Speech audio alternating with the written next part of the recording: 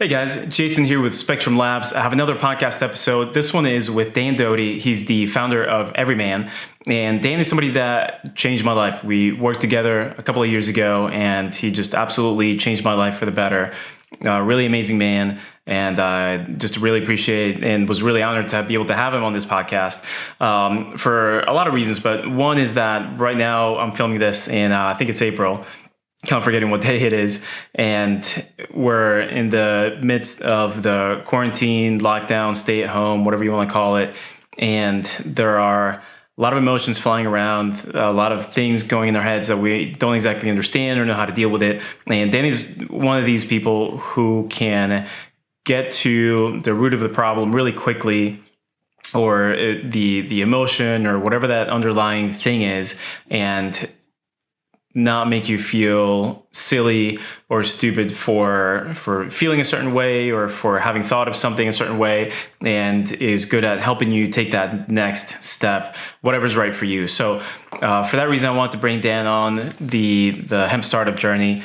And we talk about a lot of different things. This is probably the most in-depth conversation that I've had so far on the podcast. And I'm super happy to have had Dan on. I'll read his bio real quickly for you to give you a little bit more context of Dan. Dan Doty is a visionary entrepreneur, speaker, consultant, and the co-founder and voice of EVRYMAN. You can check out everyman.com. It's EVRYMAN. Dan is the host of the EVRYMAN podcast. Definitely check that out so you can get a little bit more feel for Dan and what he talks about. And he's the former director of cult hit TV show Meat Eater. He has been a 3-time guest on the Joe Rogan Experience and twice on the Today Show. His role with EVRYMAN has been featured in the New York Times, Men's Health, GQ, and many more national and international publications. This is my favorite part about about his bio.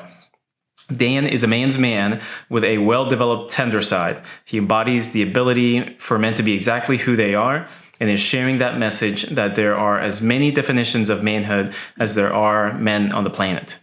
So in a time where we can't, as men, in a time where we can't take a club or a knife or a gun and attack something and solve it or fix it or pound it into the ground. This is a great conversation, not just for men, but just for anybody, right? For men and women, when we're not exactly sure about what's happening. The biggest sentiment that I have is that there's just a lot of uncertainty, and Dan helps to put this into context and just some strategies about what's going on. He shares some of his stories as well, which is really powerful. So enough rambling for me. I hope that you guys take the chance to listen to Dan, hear what he has to say. You can go follow him on his different social media accounts or, of course, on his website. But tune in, listen, and please share. And here is Dan Doty. Dan, thank you so much for joining me on this podcast today. I've been looking forward to this since I guess we've been trying to get this together for the past couple of weeks. Yeah, well, I'm excited too. It's good to see your face again, Jason. Yeah, good to see you. So let's see what, just to give some context, because I don't think I would do service to this. And now I'll talk a little bit about how I got introduced to you. Can you explain what you do? Yeah, I'm the co-founder of an organization called EVRYMAN. And in my role as co-founder, I'm also the host of the EVRYMAN podcast. And I guess you could say I'm sort of chief visionary and voice of EVRYMAN, which is really organizing men into a movement, which is really taken off. And it's a global movement at this point. And really at the core, what we do is we help break open a new paradigm of how men live, how they show up, what they feel, how they express themselves. So we specifically are working against two main issues. One is the general state of repression, of repressed emotion. Men don't tend to feel or feel like they should be feeling. And the second is isolation, social isolation or human connection. Statistically, men are struggling on these two fronts. And so what we do is we bring men together, and with some simple guidance, we help them get in touch with what they feel and give them tools to share that with each other and the world in a way that really fundamentally alters their life in a positive way. So that's our bigger mission. And so I also coach. I'm an executive and leadership coach, and I'm dedicated to this entire process of helping men specifically really know who they really are and bring that to the world. Because I think it's really needed. This isn't just about navel gazing or helping men improve themselves. My bigger mission, my bigger attention is always on the bigger picture. And I feel like at this time in history, we are needed. Like men are needed. It's kind of, to me, enough of being frozen, enough of being confused, enough of, sitting back on our heels and not having our own minds and hearts reined together. So that's kind of a large scale, but that really is it. Yeah.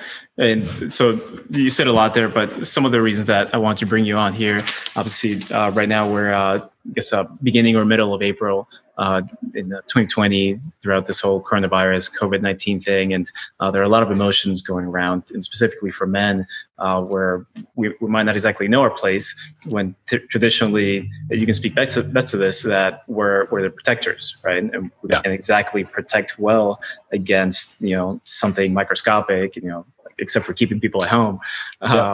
So we can talk about that, but just real quickly, just to give a little bit of additional context to folks, is that so you and I worked together a little bit for a few months in I guess it was like end of 18, I think it was. Yeah. And the way that I this is always interesting to me. So the way that I found out about you is I read a magazine article that Nate Green wrote about. Oh, that's what it was. I remember that. The EVRYMAN retreat. I forget where it was. Yellowstone. National Park. Yeah. Yep.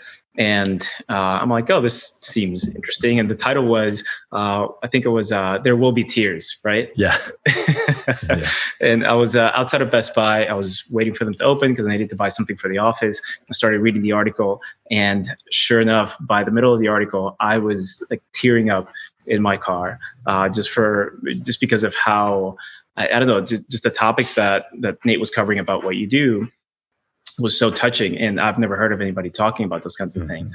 And it wasn't woo woo. It wasn't like, oh, hey, let's, kind of sit around and sing Kumbaya. Like, it was really emotional, but really powerful.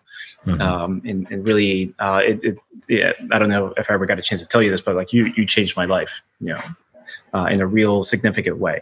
And, hopefully we can talk about some of the things that you're talking to your clients and your members about today. And so I figure we can start off talking about what you're seeing and what you're talking to your clients about right now with coronavirus and whatever seems to be most prevalent, whether it's the isolation thing, whether it's the emotional turmoil. The word that comes to mind for me seems to keep coming back as uncertainty. But you might have a different term for what's going on. No, I mean, excuse me. I think if you had to pick one term for the pervading ethos of what men are bringing to the table, uncertainty would probably be the best word for it. And I think that's substantial in its own right? Just this, I think, everybody can check in with this if this is true for them as I say it, but generally speaking, the male culture, a lot of guys have this assumption or belief that, all along the path of life, that they need to have things under control. They need to know what to do. They need to know where to go. They need to know what actions to take. And that basic uncertainty, which is just overwhelmingly true if we slow down enough to find it, is that during this time, our hands have been cuffed in a sense. We've been limited to be at home.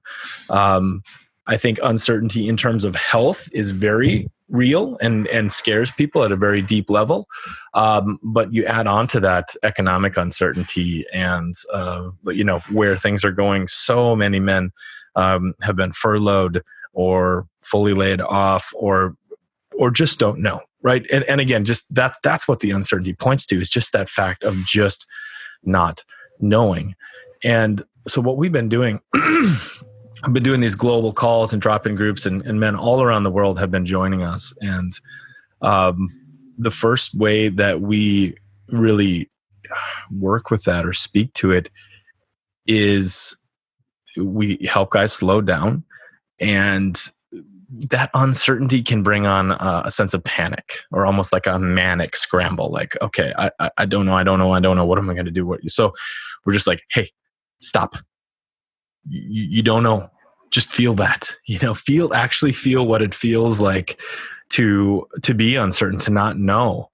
And just that little subtle but very powerful action of slowing down enough. And, we use our bodies and we use our emotions to get more clear with the experience we're having. So an uncertainty for me, what happens for me when I feel really uncertain and ungrounded is like my chest clamps down. I feel tight. I feel like my hands want to move. I feel like I'm, looking around quickly. My eyes are darting, and it's just uncomfortable. I mean, that's the first thing. Like, it's just be honest. Being uncertain is really uncomfortable, very deeply uncomfortable. And so it might not be the standard of practice, but when we can just own the fact that we're uncomfortable and sit across from each other and be like, man, this is terrifying. I don't know where my money's coming from 2 months from now. I don't know what to do about it. I feel like I have these ideas. But that panic, that sense of sort of scramble in this, if we pulled back or pulled up to 30,000 feet, that doesn't tend to help very much. And so what we're doing is helping men land with their feet on the ground and be like, okay, yeah, no idea. I'm terrified. And that may not sound helpful on the outset. But when you follow that, and part of what's happening here, and part of what we do at EVRYMAN is, I use Wim Hof and his ice bath practice as an example here, because if we can learn how to relax and be present with excruciating cold and pain, we can also learn how to relax and be present with being uncertain. Right. And there's an analog here, right? So when we are uncertain, our bodies go into a state. They do. And when we slow down enough, it happens. It's different for everybody, but it is real.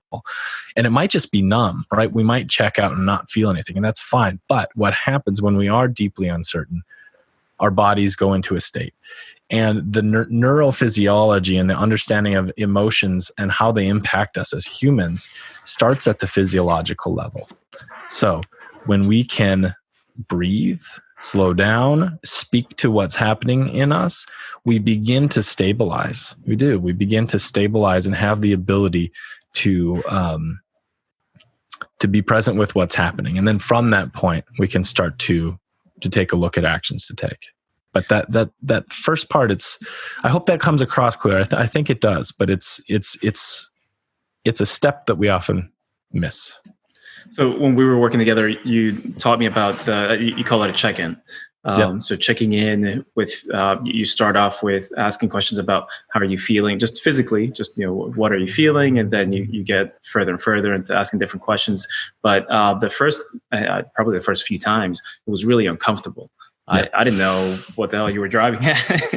Honestly, it was really weird. But after a few, maybe 3 or 4 sessions, I could see the value, and I could feel the value of the first one. I didn't know what it was, right? I could sense that there was something there. Yeah. But it's I think what I'm taking away from what you're saying, hopefully to translate it to some other folks that haven't gone through this, is to maybe be willing to go through that discomfort of kind of checking in, kind of sensing how they're feeling. To then get to that other side of at least acknowledging what that sensation is or what the emotions are, so that you can decide whether you want to maybe sit there or possibly do something about it. Is that the right? Yeah, no, that's perfect. I think, another layer to add to it is that our minds and our bodies are kind of intrinsically wired, or at least we're habituated into not wanting to be present, not wanting to be actually present with what's real, with reality, right? So if our true reality is that we are deeply uncomfortable, we're actually terrified, and we're freaking out on the inside, like our minds, we don't want to feel that. We don't, and we don't want other people to know that about us, right? We don't want others to see that we're not calm, collected, and moving forward. So there's what this really offers, this checking in process, is an opportunity to actually just be honest and transparent with reality. And so on the basic level, that's actually what we're doing. And from that place, and that's why we do this together. This is a practice you can do on your own, but it's deeply something magical and very important happens when we do this with other people. And it doesn't have to just be other men, right? Every man does this with men because there's a specific pain in the world and we're addressing a specific sort of population and thing. But when we can slow all the way down, own reality, and then we show up with other people and we speak that and we communicate that to others, it clicks on this social mammal. We're social mammals, right? At the basis, we've evolved as social mammals. It clicks on this automatic connection between ourselves and others. Automatically, it's like, I call it like an emotional Wi-Fi. So if we're sitting here and we're just bullshitting and we're just having, surface level talk, it's great. It's what we do. It's nothing. But if I can, like when we first called here, I shared with you last night, my grandpa passed away. And so I'm feeling a lot right now. Right now, I'm feeling grief. I'm feeling sadness. I'm feeling love for my dad. I'm feeling love for my kids. I'm feeling a lot of these things on top of a lot of other realities that I'm dealing with too. But even just as we first checked in, as we first talked, I felt it was important to tell you that because it is my truth right now, and it's not. Now that I just get to say it, I just get to state it, you know where I'm at. Mm-hmm. You know where I'm at. And so it offers us a solid ground to communicate from, a solid ground to interact from. And now if I was like weeping terribly and, if I was out of control and couldn't manage my emotions or was not okay, I'd just say that. I'd be like, hey, I'm not okay. I can't do this podcast, right? But I'm guessing, and I don't want to make any assumptions, but I'm guessing as I shared that with you, you felt a pang of humanity. And I'm guessing it connected us a little more deeply, right? Absolutely. And so that connection, that automatic empathy, that automatic compassion for one another, it's always available. It's crazy. It's literally like this thing. Like we walk around interacting with each other all the time. But when we drop down to that next layer of really just truth, that's all it is. We begin to naturally have each other's backs. We begin to naturally collaborate. We begin to naturally help each other get the best, get what we need in life. And to put it really bluntly, it's a pretty incredible way to relate to others. It's meaningful. It is. And you're good about encouraging your members or clients or just people to share those with family or friends. But what if somebody is, let's say, fearful of sharing their emotions, right? Like they're not used to it. Yeah. With the EVRYMAN, I forget what you call the social app that you have now, is that a good place to start for somebody that hasn't been part of that? Yeah, it definitely is. So yeah, right now what we're offering to the public are free drop-in groups and free global calls. So just a place for men to drop in virtually through Zoom and get together with guys and hear about this and practice this and get a sense of what this is. And that really is, I'm guessing most, if not all guys are fearful of sharing their emotions, right? Not everybody. I mean, some guys, that's part of their normal day to day, but you should be scared, right? I mean, it's not normal. It's something different. It's not how we were trained to be as men. Again, that doesn't cover everybody, but it is, at its essence, it is a scary moment. It really is. It is a pure act of vulnerability, is what it is, and that is by its nature scary, right? I don't want to sugarcoat that whatsoever. The first call that you had on Zoom was, I think it was 149 guys. Yeah, something like that. It was pretty amazing, and kudos to you for putting that together so quickly. And going back to that men and emotions, and you asked, I think it were 3 or 4 guys to share just sort of what they're feeling, and again, the way that your term is, you asked some guys to check in, Mm-hmm. just share how they're feeling.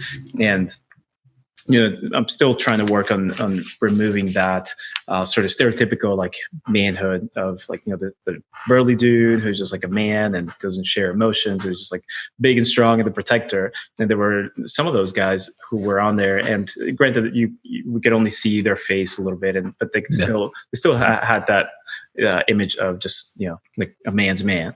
And they shared very openly what they were going through, and quickly about what was happening in their life, or just what they were sensing, or what they were feeling, or fearful, or whatever it was. And the relatability to that was just amazing, and in a strange way was really comforting. I would love, tell me a little more about that comfort that I brought, because that's huge. It's important, and I think you could speak to it really well. I mean, I think the fact that just like I've been going through all sorts of emotions since this whole thing started. Just for myself, for our business, for family, and I think having that, there have been a lot of different emotions and fears, and one has been like, man, like, am I stepping up to the plate and being whatever, like, the sense of like manliness or protectorhood or whatever that was. And I think listening to some of these guys saying like, hey, I'm scared, or I'm fearful, or here's what's happening. It helped me see that at least, like I wasn't the only one. Yeah. Right. Yeah. And not that I want anybody else to feel shitty, but I think just the fact that there's somebody else out there, like I'm not the only one.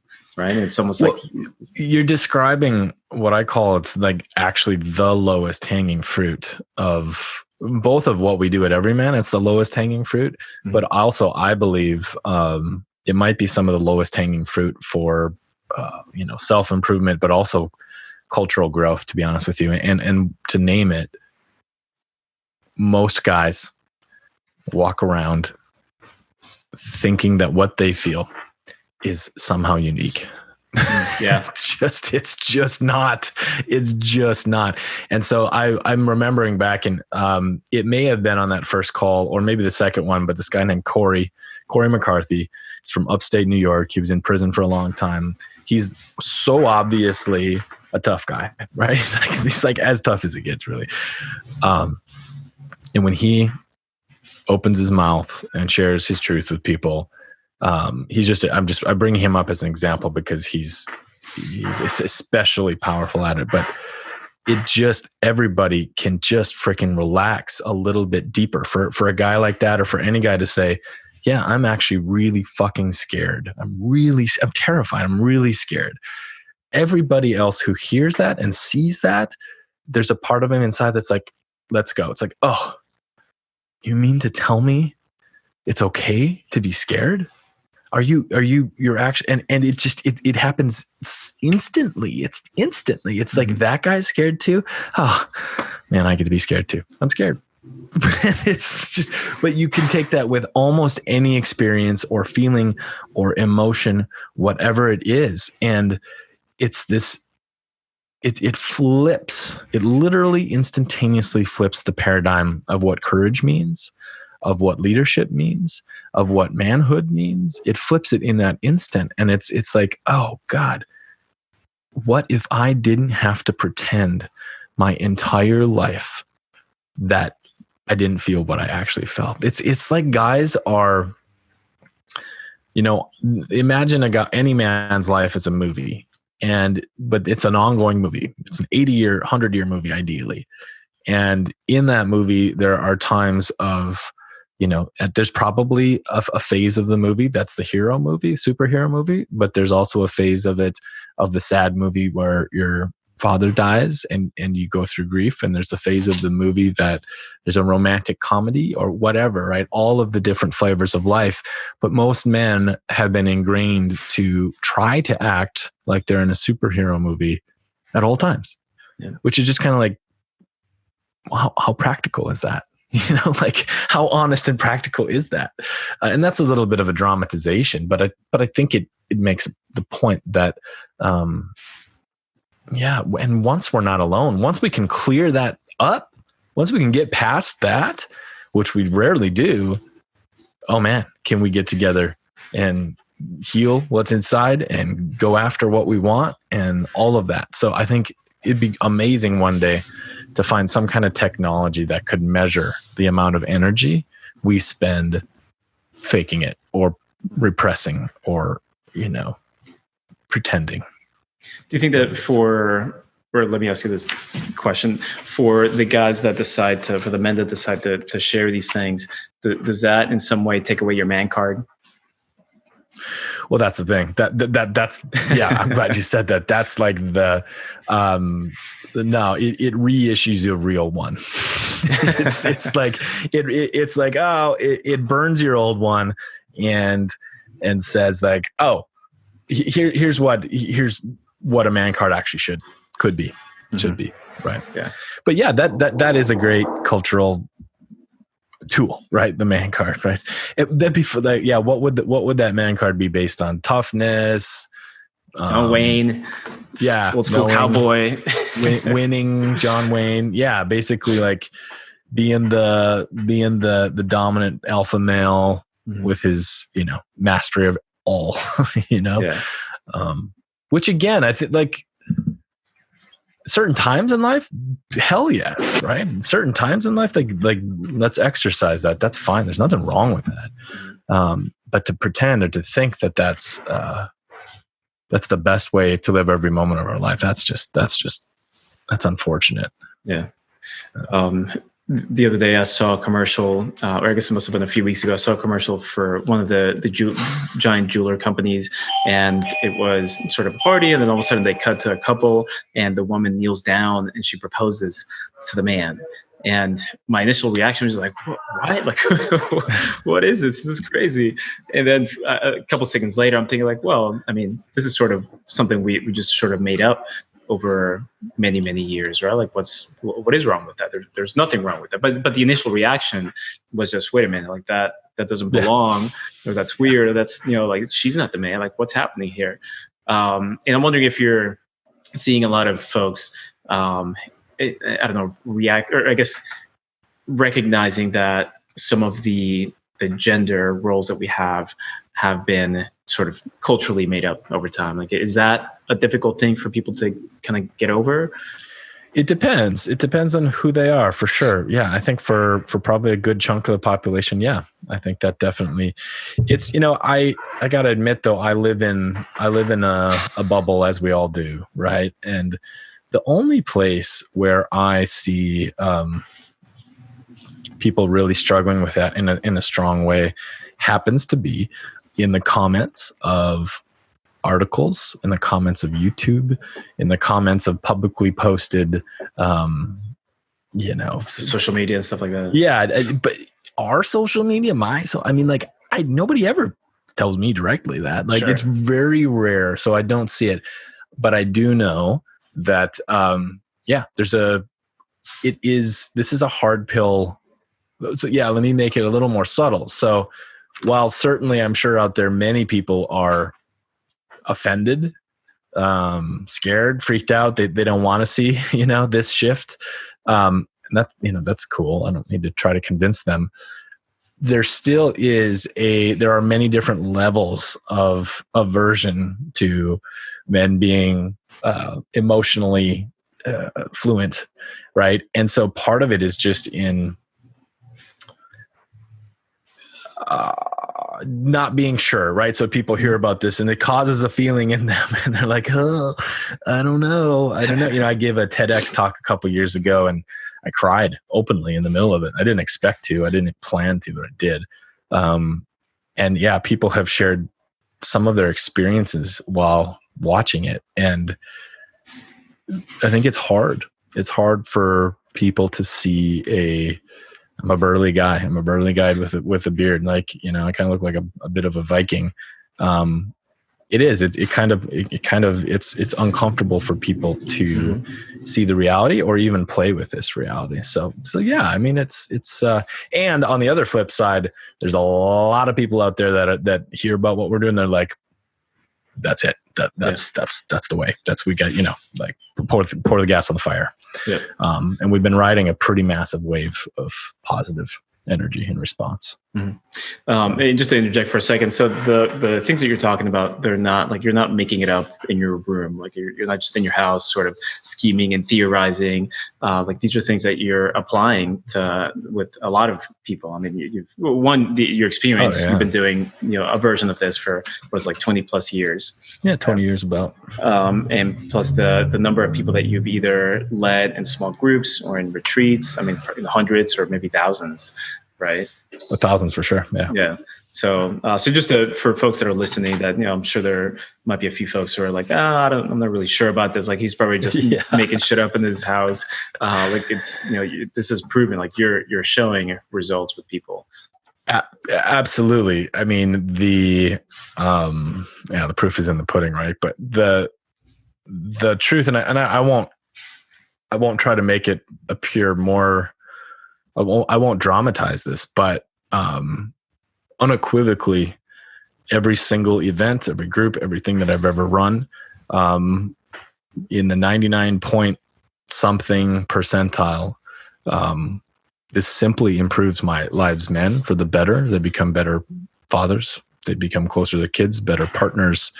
It just actually, what it does is it relieves a certain type of mental and emotional pressure that builds up for men, that builds up, and then comes out can come out in a lot of different negative ways, from depression to alcoholism, suicide at the high end of things. But yeah, our retreats at the end of them, man, I mean, you can't frame it any other way than these men have had a deeply life-changing experience. And the basic practices are so simple. When you hear the basic practice, here's what we do. We get together and we slow down so that we can get a sense of what's up. We put our attention into what we feel, and then we start practicing sharing it. And then we follow that path over and over. We go deeper and deeper into what we feel. We own who we are. We get to talk about the things that have hurt us the most. We talk about things we're most scared of, but we also talk about our positive qualities. We get to own the good things. You know how many men out there can't take a compliment, can't allow themselves to feel proud? They hamstring themselves in their life by not owning their good qualities too. So again, we're walking around life playing these roles, playing these images that we think other people want us to be. What we're actually doing is helping men own who they are, like fundamentally who they are, their own experience. And it's not at its core, it's very simple. It's one of the simplest things. What it feels like is that there's like a sense of coming home to oneself. It's like, man, I didn't necessarily know I could just be myself, and yeah, I don't know if I answered your question. Very good. But yes, there's thousands and thousands of men have come through us. If I've worked with thousands and thousands of men before EVRYMAN, and I certainly wouldn't be here on this podcast yakking about it if it didn't fucking work. Yeah. Yeah. So let's, if we can talk about work a little bit. So most of the folks that listen to this are entrepreneurs or business owners in the hemp and the cannabis space. And how are you guiding your clients as far as dealing with, let's say, stuff at work, right? Like you figure you have business owners and maybe managers or leaders of organizations. As men, how should we be, I don't know, I won't put any words, but how should we be working with our coworkers during this time of great uncertainty? Well, I think the basics apply here too. So we're seeing a lot of men who, the first wave was uncertainty. The first wave was, what the hell? What do I do? And depending on the unique situation, it depends. For some men, just slow down, relax, and breathe through this and see what happens is the only thing to do, right? But for a lot of the entrepreneurial set, the business owner set, I've actually been party to an immense amount, an immense wave, I would say, of proactive and creative thinking, right? And I really do think that this is an opportunity globally, but I think business owners are in a unique place here to get a gut check, right? To get a gut check to think about questions of what security actually means, to think about the relationship between the bottom line and how we treat people, right? And like the stresses of having to lay people off, the stresses of all of this. The human part of what's going on is a big part. And then also, I think this, in a sense, what's happening is a wave of really reckoning with what the future is going to look like, which is different. And I'll just speak from my own experience right now. We have gone into a fundamental pivot at EVRYMAN. We had to cancel 7 months worth of live events, which is to date 99% of our revenue, right? So we're sitting here like completely dry. And the opportunity came, and I think we did us founders, we did a meeting, we did an EVRYMAN meeting, and we got honest, we got real with what we said, and then within 45 minutes, we made the call to launch our online platform and our membership, which has always been our plan, but we've never had the opportunity. We've never had the time and the bandwidth to do it, and so I'm seeing. So a lot of friends who have, human-oriented businesses, and a lot of entrepreneurs are in our network. And I think that what I've seen clearly are two things. One, the pivot to virtual delivery for all kinds of things. And it's been going well, really well for a lot of people. They're like, wow, I had no idea. Like, what have I been getting on a plane for every, twice a week for the past 7 years? Like, right. This actually really works. We can connect. And so that's actually huge.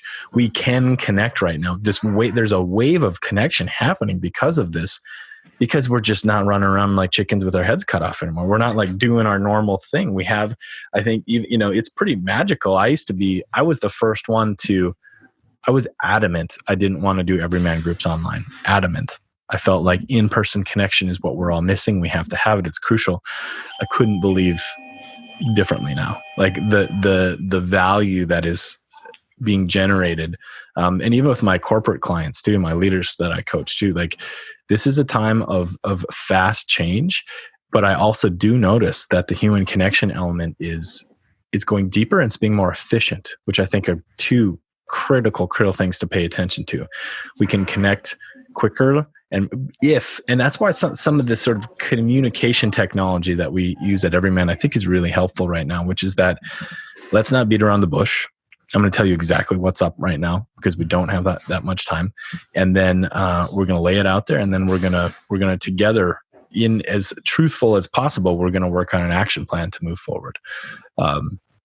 So I think suggestions for people. One, if you're overwhelmed and freaked out, like first, before you do anything, get some freaking help, get some support, have a conversation, call a mentor, get a coach, like whatever, get yourself a space to feel what you actually feel. And fundamentally that'll like anchor you into a more powerful course of action.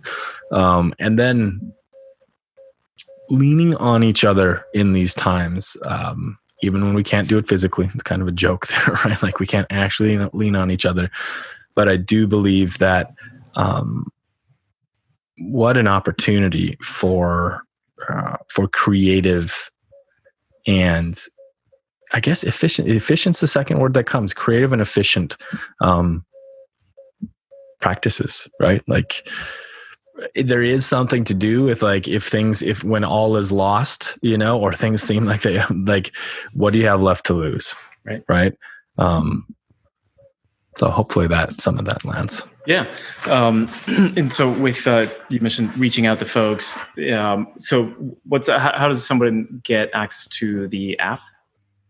Well, I'm not going to push them toward the app right now because we're about to jump to a whole new platform powered by Mighty Networks, and we're going to be delivering things in a new way. Because we had an app for a short term in between, but we are pivoting to a long term home on this Mighty Networks platform. So the best way they can get help with us right now is go to our homepage. Right on the front of the homepage, everyman.com. There is the button to get connected. You can dive into one of our support groups, free support groups. You can just click calendar, click a meeting, and register for one of them. Beyond that, I'd just say, get on our newsletter too, because we're going to be in the next probably 10 days, ideally, or a couple weeks, 3 weeks at the latest. We're going to be launching a far more substantial opportunity to get involved. But I also mean just call your dad, right? Yeah. I also mean just these are the times to really.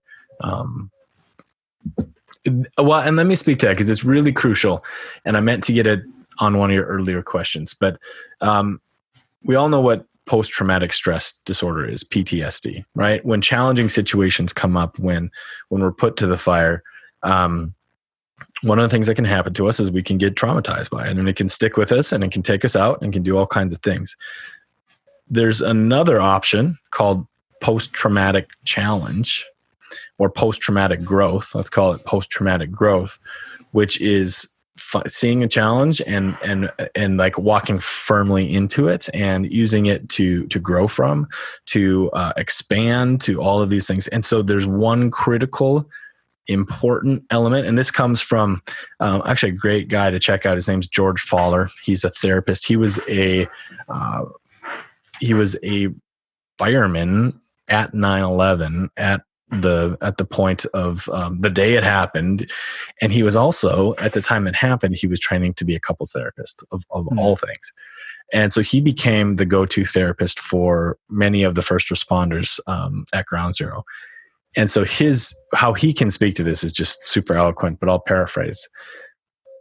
The one difference in PTSD, turning PTSD into post-traumatic growth, is doing it together, is being connected and being part of a human squad or team or that togetherness. And that's how we're wired.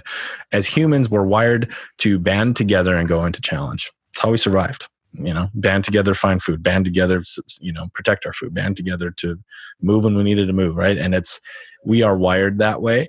And when we do feel supported and part of something larger, then we can take on these challenges in a completely different way that can be deeply fruitful. And it remains to be seen for EVRYMAN whether this pivot works, right? I mean, there's risk at play here too, but we've been doing it together, and we've been powerfully moving through this time. Yeah. So, one of the just going back to some of the conversation at the beginning, one of the things that I've felt a couple times is the sort of the unfairness of things.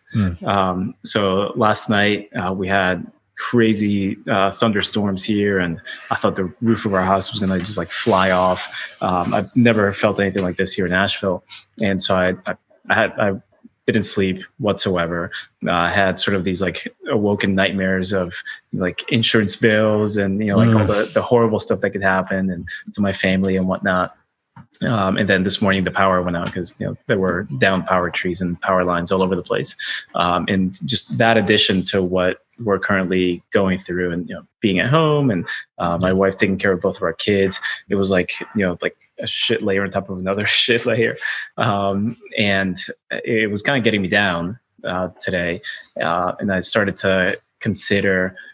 I don't think you and I have ever talked about this, but if I were to be in space and looking down at planet Earth, I would probably be thinking like, oh, like it looks like it always looks, right? Like, things are just happening as they normally do, not because someone or something is making these or sort of penalizing you or making these things happen to you. And I wonder if that has anything related to what I think you've talked about Siddhartha before, and ontogeny, and sort of like just a cycle of life.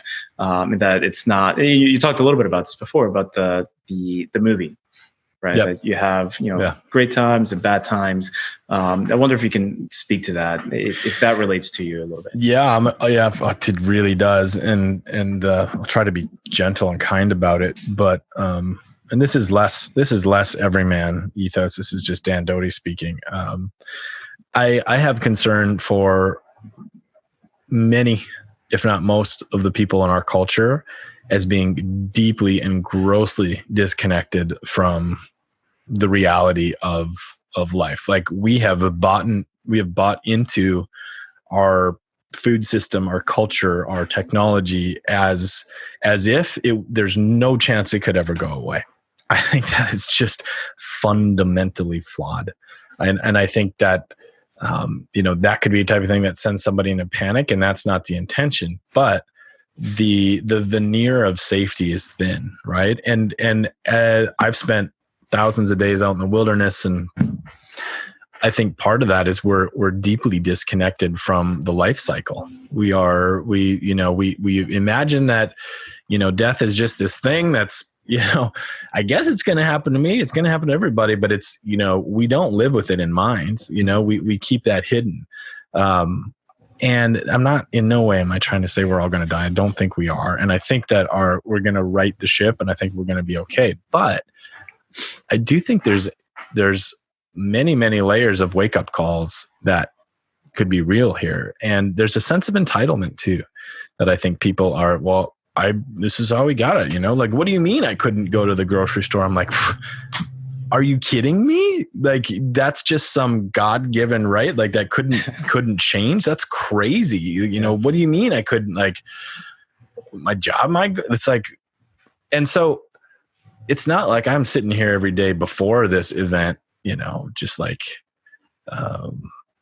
I'm just as connected to the reality as it's not like I have a bunker of food and all, that's not my reality either. But, I do hope that this period of time, is something of a helpful and sobering experience to, recognize that there are a lot of us living on this planet right now, like a lot. And, the way that we're feeding ourselves and getting calories in our body and staying safe and healthy and stuff, I think, I just hope that this becomes a moment of proactive, coming together, and I believe humans are fundamentally good, and I'm sure that they are. And I think I feel a lot of hope, honestly. I'm feeling a lot of hope about what can happen. And I guess, what I hope doesn't happen is that this happens and then we all just kind of go right back to sleep, right? We all just kind of, take the pill, go back to sleep, and imagine that, well, oh man, glad that's over. Nothing, we can go back to normal. Nothing else is going to happen again, So again, I don't want to be alarmist or anything here, but this resonates deeply with me. I feel like some practical thinking could be employed.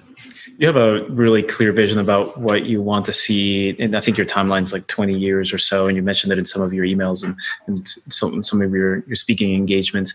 Has this time period changed that vision for you? It has bolstered what I feel is a sense of urgency, for sure.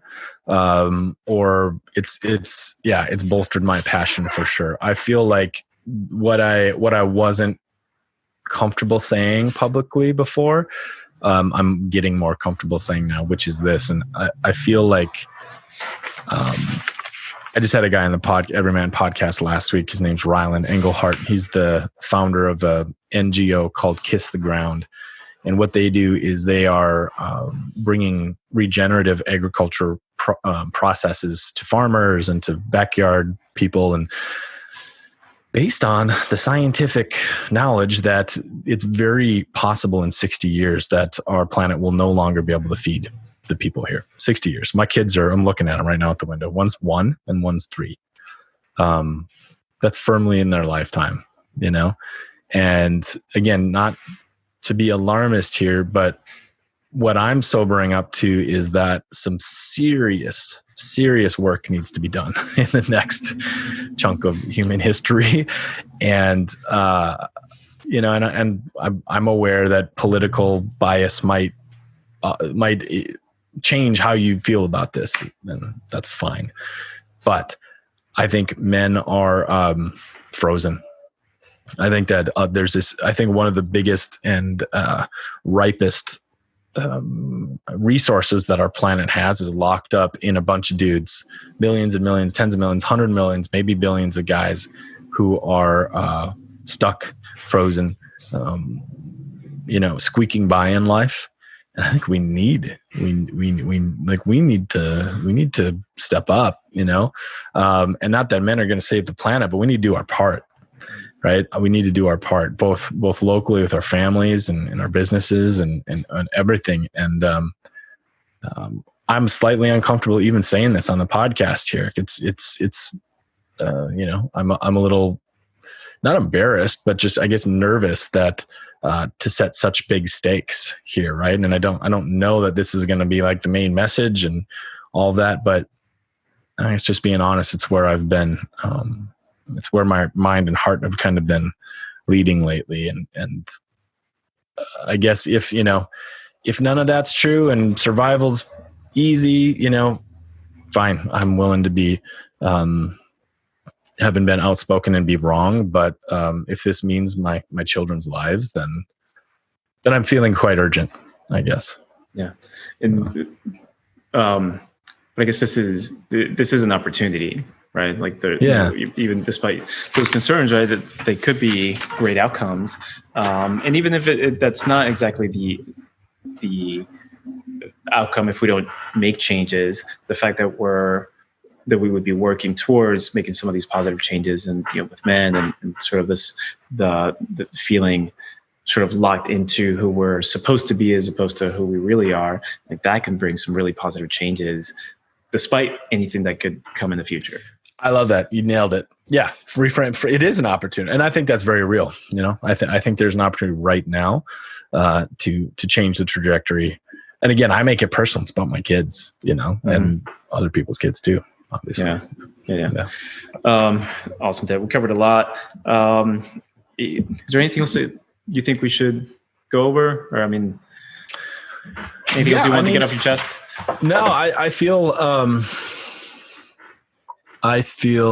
that this, just at this moment is, it feels ripe, right? It feels like we live on a farm here in Southern California, and my favorite thing is there's a row of guava trees, and for whatever reason they fruit at different times throughout the year, right? But I just have this image of like the perfect guava. Like, it's like a deep yellow, and you can just tell. You see it on the vine, you see it on the tree hanging there. You're like, oh my God, that's the one. That one is perfect. And I have that sense about these times right now, and I think that can be true locally, and I also do think it can be on a cultural level here. I do feel like there is some sort of the moment is ripe, and I mean, maybe to take the metaphor a little further, is that ripe fruit, if it doesn't get picked, it's starting to rot, it's going to fall off, and I'm just hoping we can all sort of harvest this time to its greatest capacity. And that might be, again, to not go to the superhero mode of thinking, that might be very small. It might be something that, I have felt my own family during this time, simply the fact of me not being on the road and no vision, right? I have no flights booked, and for as long as I can look right now, I am home. The quality of our family's life together it feels like the hockey stick curve that I didn't even know. Right. I have a great family life, man.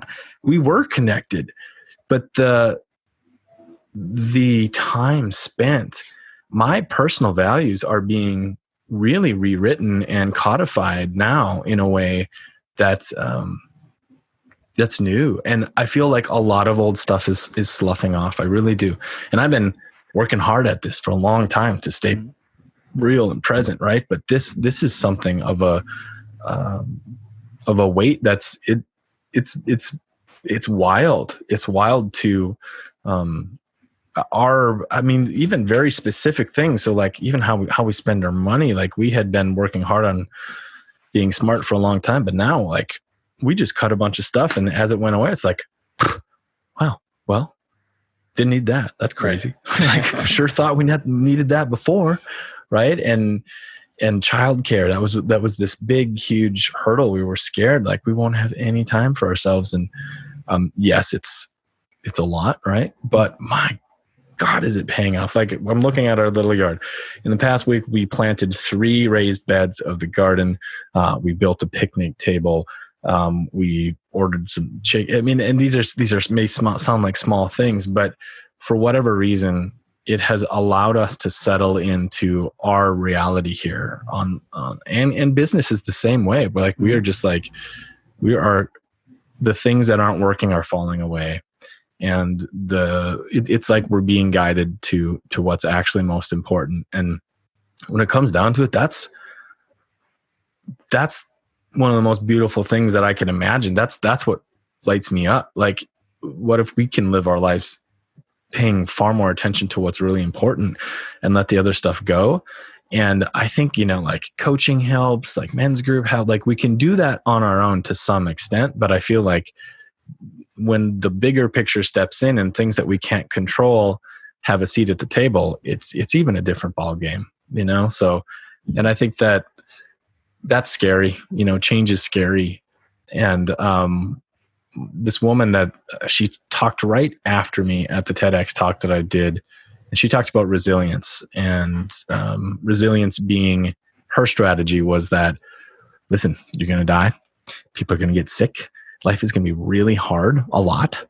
And it's also really incredible a lot. So pay more attention to the really incredible stuff. It'll balance out the shit. There you go. That's resilience. And I've really taken that to heart. And I feel like that's like we're having these little dance parties together, and we're like cooking our food with more care. And I don't know. There's something really, I think when you can let go into the process and let things fall away, I think there's a lot of real good as well. Thanks for sharing that, Dan. Yeah. I think we'll leave it there. That's probably a good place to end it. I'll put some your links and places that people can connect with you on the show notes. But I imagine just the Everyman podcast. Is there any other place people should reach out? Everyman podcast, everyman.com, a newsletter. Drive to newsletter is great. And yeah, I mean, we're on Instagram and all those things too. But. Yeah. Awesome. Yeah. I'll definitely encourage anybody that were any of your insights, if it resonated even just ever so slightly, to just at least check out the website. There's nothing, no harm can come to you if you check it out. So thank you, Dan. And really appreciate everything that you do, what you've done for me, and then what you do for so many other men and their families out there. So thank you. Yeah. Thanks, Jason. Hey guys, and before you go, this is Jason from Spectrum Labs. Please be sure to visit us on the web at thespectrumlabs.com for any show notes and links discussed in the podcast. Also, remember to click the subscribe button wherever you may be listening from so you get notified when our next episode comes out. And tune in next show and have a fantastic day.